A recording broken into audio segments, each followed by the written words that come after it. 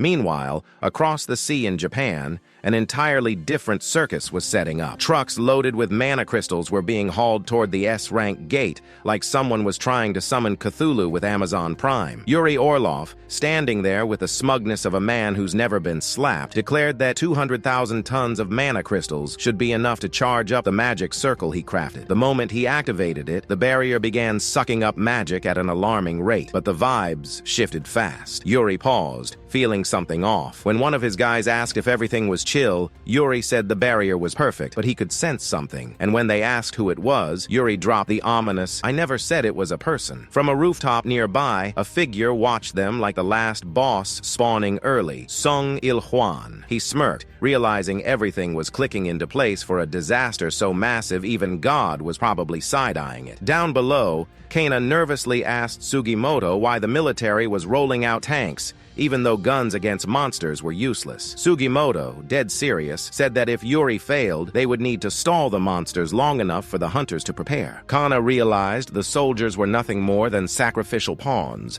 bait thrown to the slaughterhouse. Sugimoto, with his gaze pinned to the ominous gate, muttered that as long as they stood at the front lines, they weren't much different. This wasn't a battle. It was a funeral march where humanity showed just how fragile it was against disasters that made even God probably say, "Good luck, idiots." Meanwhile, Yuri Orlov, drunk on his own ego, was busy convincing himself that if things went right, he could solo clear an S-rank gate. He even had his little superhero title ready, the man who cleared an S-rank gate alone. But even he knew that title belonged to my glorious king. Yuri popped open a bottle with a swagger of a man pretending he wasn't internally pissing himself. Just as he raised it for a celebratory drink, the man behind him, whose only job seemed to be breathing and stating the obvious, warned that it might not be a wise move. Yuri shrugged it off, promising the best show this side of hell. After calming his nerves, he asked how many S-rank hunters were on standby. The agent told them that currently 15 S-ranks were on standby. As they spoke,